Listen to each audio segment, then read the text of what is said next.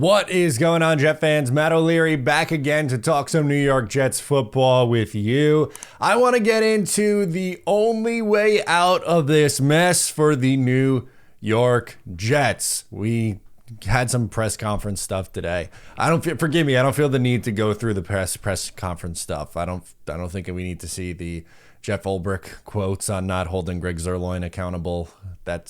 We've said all that's needed to be said. Instead, I wanted to focus on, for my second video of the day, is really the Jets' only way out of how they can fix this. And I know the comments, they're going to be flooded with these comments. And I hear you and I get you, and I'm not saying that you're wrong. I was going to say, well, Woody Johnson's got to go. He's got to sell. I don't disagree that Woody Johnson is a poor owner.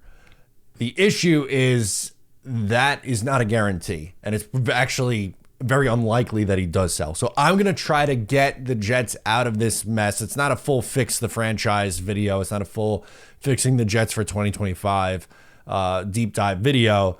But essentially what I think they need to do is hire a football operations person, someone to run the day-to-day football operations of the New York Jets and to get out of the way. Get out of the way. Easier said than done. He's not shown any capacity to do that in the past, although he did spend a 4-year hiatus, we'll call it, in England for 4 years, which maybe he will have to do again. But in general here, the hierarchy cannot be Woody Johnson / owner, whoever that is being reported to by both the coach and the general manager, and everyone's on their own timeline. That's not how this should work.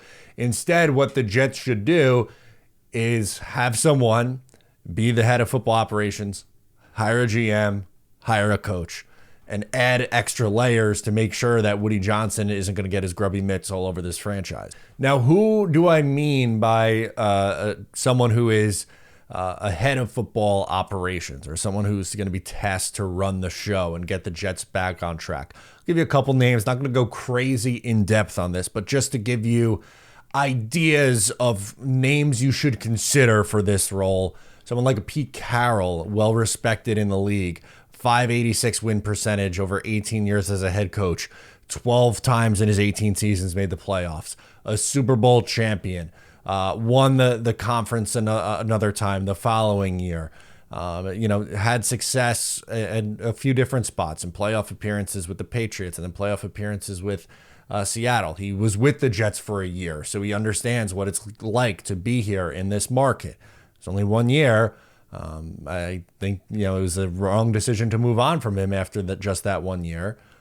But at the end of the day, the New York Jets adding someone like a Pete Carroll, who again has had proven success in the league, number one, and is older and looking to get more an advisory kind of role.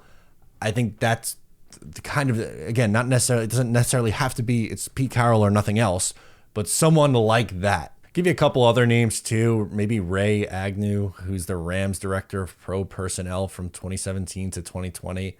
He's been the Lions assistant GM from 2021 to now. So he's been with two franchises who's had a lot of success the last few years.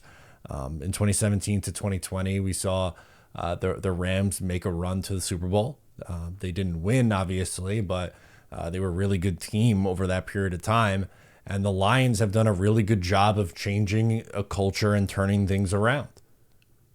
The Lions were the NFC Jets, if not worse, for a large majority of my life, of my almost 30 years on planet Earth.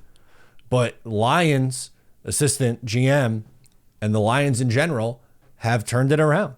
They were in the NFC Championship game a year ago. They are one of the best teams in the NFL this year in 2024.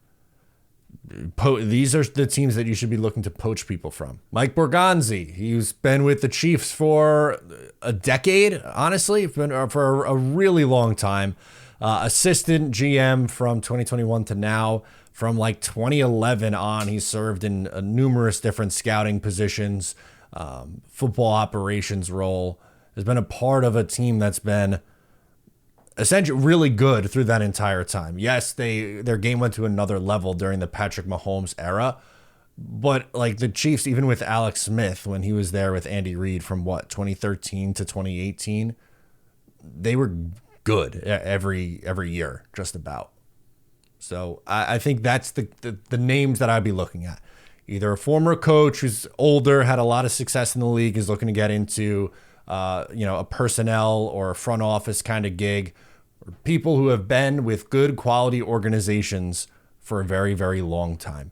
Those are the names that I'd be looking at. Guys, let me know what you think down below in the comments. I'm Matt O'Leary, and I'll catch you next time.